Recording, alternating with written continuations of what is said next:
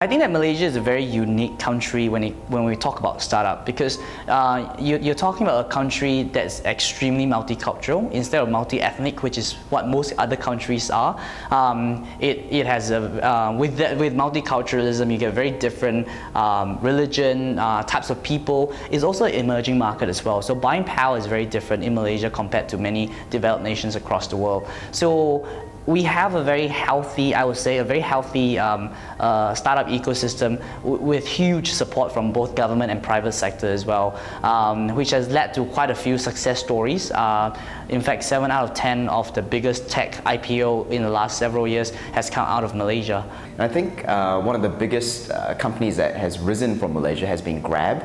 So Grab's obviously the Uber equivalent in Southeast Asia and the unicorn company in this region. There's a lot of government support in Malaysia through institutions such as MAGIC and NDEC, which is the Malaysian Digital Economy Corporation. And I think unlike other Southeast Asian nations outside of Singapore, there's definitely a lot of support and an ecosystem.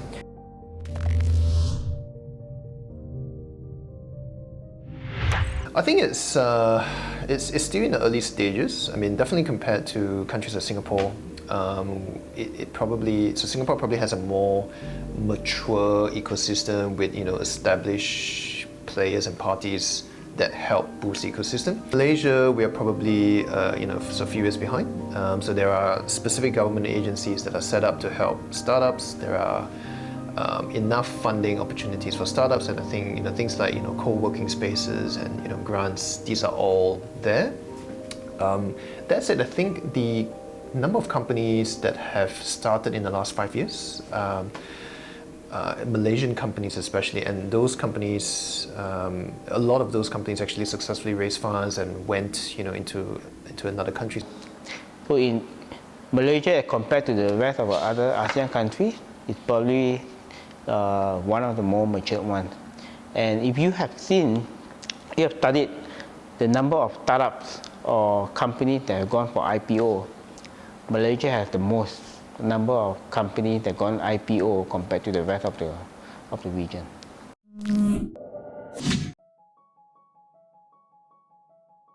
I'm Andrew. I'm the CEO and founder of MAD Incubator. We are the largest private incubator in Southeast Asia. I think the startup ecosystem in Malaysia has matured over the years, and I think primarily because of MAGIC. The establishment of MAGIC actually helped to accelerate the entrepreneurship awareness of creating a startup in Malaysia. My name is Ehon. I'm the Executive Director of Social Entrepreneurship here at MAGIC, or the Malaysian Global Innovation and Creativity Center. MAGIC is a government agency that's established by the Malaysian government to try to spearhead innovation and creativity in Malaysia, with a bigger focus across the ASEAN market as well. Within MAGIC itself, we have two big units. One department looks at entrepreneurship development, and the other big department looks at social entrepreneurship development, which is the department that I look after. I think that we're seeing a huge support coming into the startup ecosystem here in Malaysia. From a social entrepreneurship is a slightly different story. Malaysia is very lucky to be a country that's going towards a developed nation state, but you still have quite a bit of a social issue that we have to solve, and social entrepreneurship is very new in Malaysia compared to countries like UK, US, Thailand, Vietnam, South Korea, but we're definitely seeing a lot of momentum. MAGIC social entrepreneurship has only been established in the last 1 year, and in the last 1 year itself, we've seen tremendous growth, both in the number of social enterprises, but also in terms of the support from public and private sector towards social entrepreneurship. I am Karl, the CEO and co-founder of ServisHero. ServisHero is a mobile app that connects local service providers with consumers operating in Malaysia, Singapore, and Thailand. The startup ecosystem is relatively young in Malaysia, but there has recently been quite a lot of activity happening. So in Thailand, I think they're starting to do some work, but the startup scene is very, very small. Same goes for the Philippines, Vietnam, and other Southeast Asian nations. In Singapore, there certainly has been a lot of development in the startup space, and in fact, a lot of Malaysian companies go to Singapore at a later stage of funding. My name is full name Lee Ching-Wei. People call me Ching. Yeah, I'm the founder and CEO of iMoney Group. I would say Kuala Lumpur is probably 90-95% of where the sort of action is. It probably houses most of the startups. Many of them have their headquarters in KL. Penang is starting to gain reputation as a viable option to start a company as well. I think there are enough companies and examples of startups mushrooming from Penang. So Penang is north of Malaysia. I think they also have a pretty decent sort of setup in terms of I think it's a free trade zone in Penang, and that appeals to certain sort of classes of companies. And I think because it's an island, you sort of get to isolate, and from a hiring perspective, it's actually not too difficult as well. Kuala Lumpur, obviously, as the biggest city within Malaysia, has the most advanced technical infrastructure, as well as the talent pool to support a startup ecosystem. There are definitely efforts to have other cities within Malaysia also develop their startup ecosystem. So in Johor Bahru and Penang are the two other larger cities within Malaysia. Penang has been home to a lot of hardware manufacturing in the past. So for instance, Dell Computer used to be based there, and I think they still are. And in Johor Bahru, obviously with its proximity with a startup hub like Singapore, also gets some follow-on impact. But by and large, it's Kuala Lumpur, which is the most active community, both in terms of the number of startups and the people that are involved within the ecosystem. But the rest of Malaysia, I would say, it would be, to me, I classify them as tier 3. Tier 3 kind of cities in terms of startup ecosystem. Practically, there's no very minimal activities there. Talent pool is a little bit lacking, but they could have a different kind of talent. For example, if you go to Kota Kinabalu in Sabah, you will find a lot more artistic talent, creative talent. But the problem is, when it comes to tier 3 cities, it's very difficult for you to convince them to jump into entrepreneurship. They look for something safer. So, but to me, as an incubator, these are all green fields. So these green fields eventually would spark off something. And that's why I prefer to focus more on tier 2 and tier 3 cities in Malaysia, not so much in KL right now. It's not surprising to see that a majority of high growth startups, or the startups that have grown big, come out of Kuala Lumpur. Although we see that's kind of now slowly changing, there is startup communities across some of the other states. For example, Johor, which is down south towards Singapore, which I think makes a very interesting kind of relationship as well, because given that Singapore is a developed nation across the in ASEAN, so you have a very different market. And in Penang, there is a very healthy and fairly significant group of what we call it, the hardware startups as well. So it's slowly growing across Malaysia, but predominantly it's still focused in Kuala Lumpur. I think some of the main challenges is that, first of all, in areas of innovation, Malaysian startups are not innovative at all. So we tend to see what is happening in other parts of the world and try to replicate that model into Malaysia. And again, if we were to do that, then where is your distinctive competence?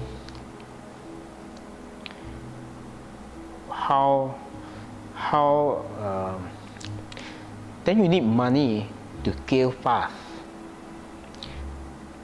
but you don't have the technology or business model that could actually be a barrier of entry to a lot of other competitor if they want to come into the market. So in the end, when your barrier of entry is low and people are coming into the market, then you'll be fighting with whatever money you can raise. Malaysian startups today are looking at, look, I came up with an idea, I want to get it funded before I proceed on. So we're trying to change that mindset. Entrepreneurs in my era, which is from the 1990s, actually have no funding at all. We don't have government funding in the past. We don't have venture capital. We don't have angel investors. We only have family, friends, and fools. So, the third thing is actually it's about how you see the outside market compared to just the Malaysian market.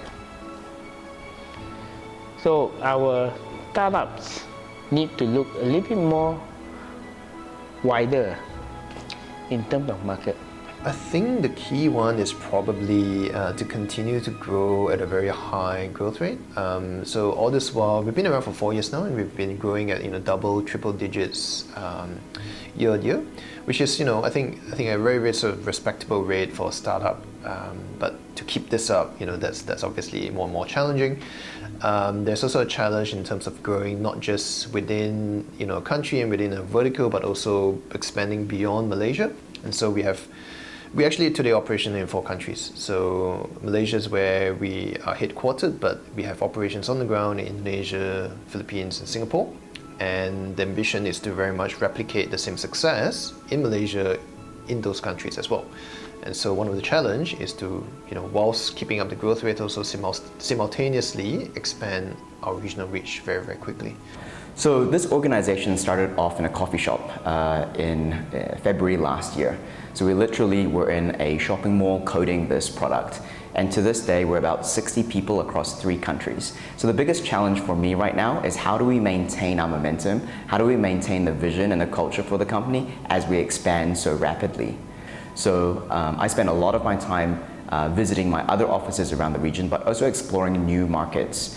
What we've found in those new markets is that smartphone or internet speeds in those areas do not support our product. So we have to look at innovative ways that we can either adapt our product or actually look into partnering with infrastructure builders to make sure that our product can reach more and more small and medium-sized enterprises. Business is nothing but a team of people. So a continuing challenge for us is to make sure that we have world-class people that believe in our vision to create a world-class company from Kuala Lumpur. Tough question. I would like to think that a lot of companies here can penetrate and offer services or products that have a global reach. I think you definitely have countries like US leading the way. China, a lot of Chinese companies have successfully gone global. Not enough Malaysian companies have done that. That said, I think we have the potential to do that. So even though there probably isn't like a straight sort of forward pathway that I can see companies of heading there, I would like to see more companies going global, for sure. 5 years ago, if you had said that you could start a global startup from Kuala Lumpur, people would probably think that you're crazy. So I'm really excited about the future of Malaysian startups, and especially startups originating from Malaysia to have more than just regional impact, but global impact. I personally think that it's going to be an interesting time for the world when it comes to startup and entrepreneurship in general. There's a big conversation now about, for example, the Silicon Valley bubble. Is it a bubble? Is it not a bubble? And I think most people now agree that it is a bit of a bubble. Unicorn startup, does it still exist? And how often is it going to come by? Are we going to find more of them or less of them? And a lot of people are now also agree that we're going to see less of these unicorn startups and stuff like that. So the capital market is slowly shifting, and we see a lot of shift as well. My personal belief is that we have to now start thinking about what do we want to ultimately achieve with entrepreneurship. Is it a promise of getting rich fast, or is it a promise of an equitable society that we're trying to achieve? If it's equitable society where we believe that the prosperity of the people is as important as the growth of the country, of the nation, we need to start thinking about entrepreneurship and startup very differently. the startups in Malaysia will start thinking about how do we use the platform of entrepreneurship as an opportunity to drive societal change for the greater good and the people as well, ensuring that we can create an equitable society and a prosperous society as well.